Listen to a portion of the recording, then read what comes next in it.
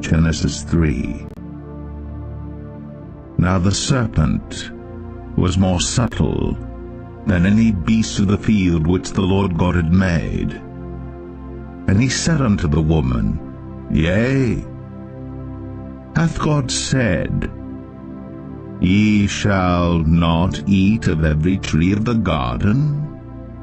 And the woman said unto the serpent, We may eat of the fruit of the trees of the garden, but of the fruit of the tree which is in the midst of the garden, God hath said, Ye shall not eat of it, neither shall ye touch it, lest ye die. And the serpent said unto the woman, Ye shall not surely die, for God doth know that in the day ye eat thereof, then your eyes shall be opened, and ye shall be as gods, knowing good and evil. And when the woman saw that the tree was good for food, and that it was pleasant to the eyes, and a tree to be desired to make one wise, she took of the fruit thereof, and did eat, and gave also unto her husband with her, and he did eat.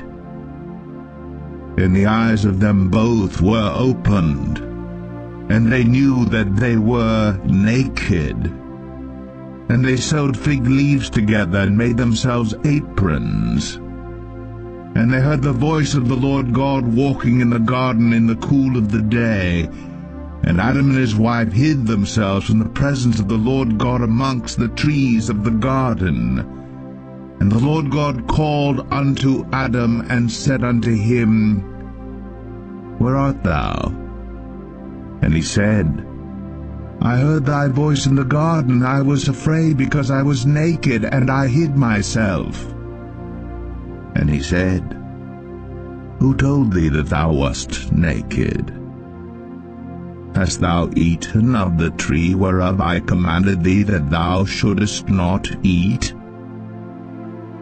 And the man said, The woman, whom thou gavest to be with me, she gave me of the tree, and I did eat.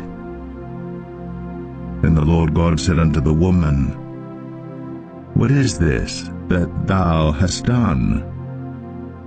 And the woman said, The serpent beguiled me, and I did eat. And the Lord God said unto the serpent, Because thou hast done this, thou art cursed above all cattle, and above every beast of the field. Upon thy belly shalt thou go, and dust shalt thou eat all the days of thy life. And I will put enmity between thee and the woman, and between thy seed and her seed. It shall bruise thy head, and thou shalt bruise his heel. Unto the woman he said, I will greatly multiply thy sorrow and thy conception. In sorrow thou shalt bring forth children, and thy desire shall be to thy husband, and he shall rule over thee. And unto Adam he said, Because thou hast hearkened unto the voice of thy wife, and hast eaten of the tree of which I commanded thee, saying, Thou shalt not eat of it. Cursed is the ground for thy sake. In sorrow shalt thou eat of it all the days of thy life. Thorns also and thistles shall it bring forth to thee, and thou shalt eat the herb of the field. In the sweat of thy face shalt thou eat bread, till thou return unto the ground. For out of it wast thou taken, for dust thou art, and unto dust shalt thou return.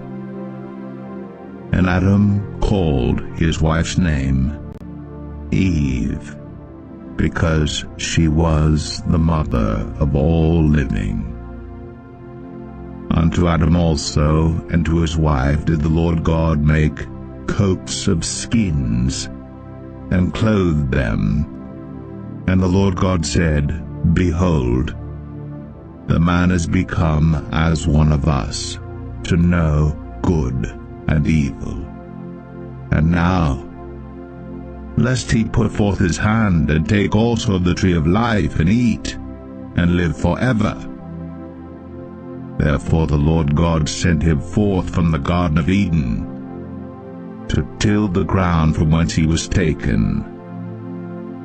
So he drove out the man, and he placed at the east of the Garden of Eden cherubims, and a flaming sword which turned every way, to keep the way of the tree of life.